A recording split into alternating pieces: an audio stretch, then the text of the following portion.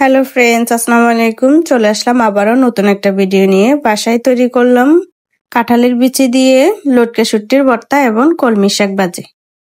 প্রথমে আমি শুটকিগুলোকে গরম পানি দিয়ে ভিজিয়ে রাখবো পরিষ্কারের জন্য এক পাশে। এর পাশে আমি কলমি শাকটা ভেজে নেব। এখানে পাইপিনি দিয়ে দেব পরিমাণ মতো তেল। তেলটা হালকা গরম হলে দিয়ে দেব পেঁয়াজ কুচি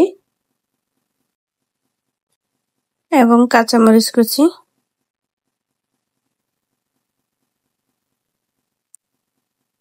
হালকা নেড়ে চেড়ে নেব। তারপর দিয়ে দেব রসুন কুচি,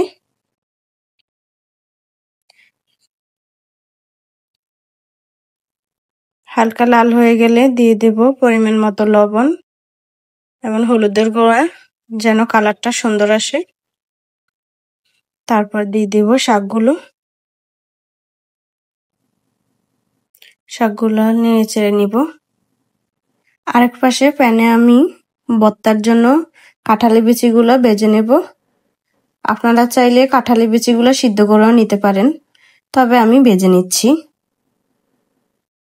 কাঁঠালি বিচিগুলো ভালোভাবে ভেজে খোসা ছাড়িয়ে নেব। এর ফাঁকে শাকগুলো হয়ে গেছে, শাকগুলো বাটিতে উঠিয়ে নিব।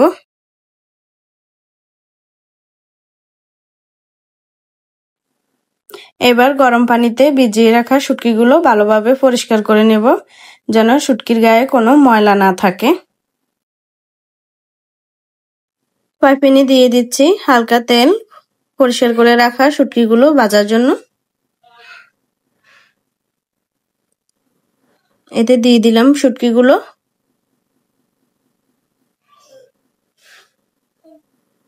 তারপর দিয়ে দিলাম পেঁয়াজ এবং রসুন।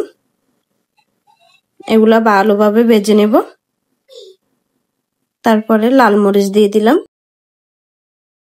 সবগুলা ভাজা হয়ে গেছে। ভর্তা বাটার জন্য আমি এখানে নিয়ে নিলাম শুটকি, কাঁঠালের বিচি, লাল মরিচ এবং পেঁয়াজ, রসুন, ধনিয়া পাতা। এবার এগুলা আমি একে একে বেটে নেব। প্রথমে লাল মরিচগুলা বেটে নেব, তারপর শুটকিগুলা, তারপর কাঁঠালের বিচিগুলা বেটে নেব, তারপর পেঁয়াজ এবং রসুন এবং ধনিয়া পাতা।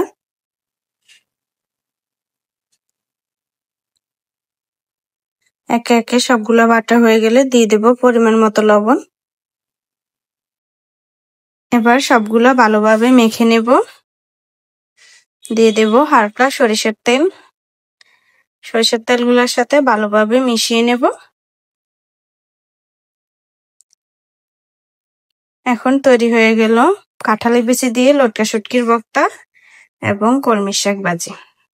এগুলো দিয়ে এক প্লেট ভাত অনায়াসে শেষ হয়ে যাবে। ভিডিওটা ভালো লাগলে লাইক কমেন্ট করবেন। আল্লাহ হাফেজ।